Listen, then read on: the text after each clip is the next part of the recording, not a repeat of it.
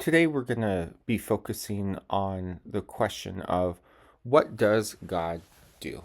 Last week, we examined how we can know God at all. And this week, we're going to look now at the really important substantive doctrine within the field of theological studies and systematic theology in particular of what are God's attributes, the perfections of his nature. We're going to look at how we see God's attributes revealed in the things that God does.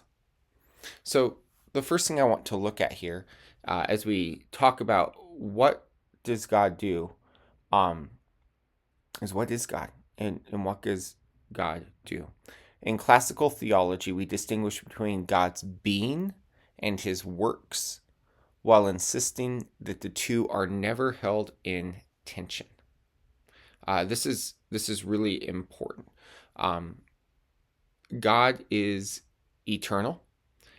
He's unchangeable, but he freely does the things that God does.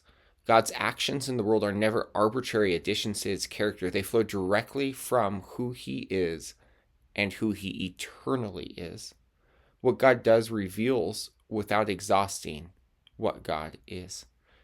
Systematic theologies have long organized the divine attributes into two broad categories. Those two categories are the incommunicable attributes. These are things that God does not share, even in limited measure, with his creatures. So, examples: self existence. We are not a self existence. Our existence is completely dependent on God. God is self existent. His infinity, his eternity, his immutability. These are things that we do not share at all, that no creature, no created thing shares with God. There's also, though, communicable attributes. These are perfections of which creatures may bear a finite derivative image. So, examples of communicable attributes: love, holiness, wisdom, mercy. These are all things that we, as created beings, are to image of the Creator. We'll look at those a little bit next week when we look at especially the Trinity and God's relational character. So this week we focus on the incommunicable essential attributes that most directly ground God's mighty acts in the world. So aseity, immutability, eternity, omnipresence, omnipotence, omniscience. Here's a really crucial caution right up front. These aren't separable parts of God that are assembled together. These are different vantage points of the one undivided divine essence. So let's talk about that right away. This is the notion of what's called divine simplicity. Before looking at any of the individual attributes, classical theology insists on something called divine simplicity. What that is that God is not composed of parts, whether physical parts, like a body, or metaphysical, like a composite of attributes that are added together to make up his being. God's attributes are not components of God.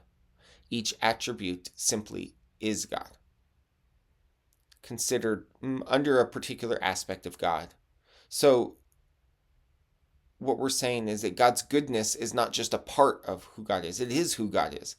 The doctrine itself, this is abstract, but it has huge pastoral payoff.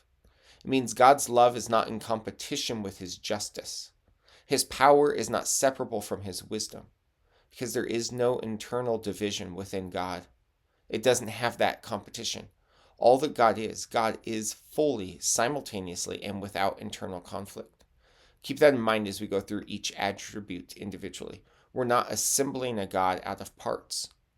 We are instead looking at one undivided reality from 6 different angles. So we'll start with the first one, which is aseity, or self-existence.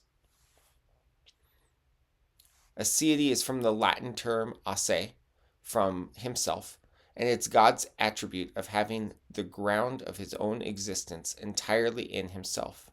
He depends on nothing outside of himself for his being.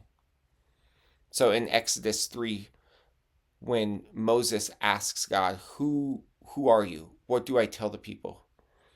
God's response is, I am who I am. That's self-existence. It's self-definition. Acts 17 says that God does not live in temples made by man as though he needed anything. Rather, he gives to all mankind life and breath and everything. And John 5:26 says that the Father has life in himself.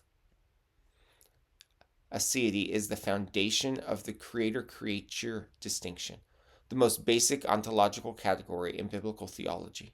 Aseity, self-existence. Every created thing exists derivatively and dependently on God alone. This is the grounds for the notion of creation ex nihilo. If God needed nothing outside of himself to exist or to be complete, then creation was a free, gracious act, made from nothing, not a necessary overflow or remedy for divine deficiency. Creation comes from God. God is self-existent.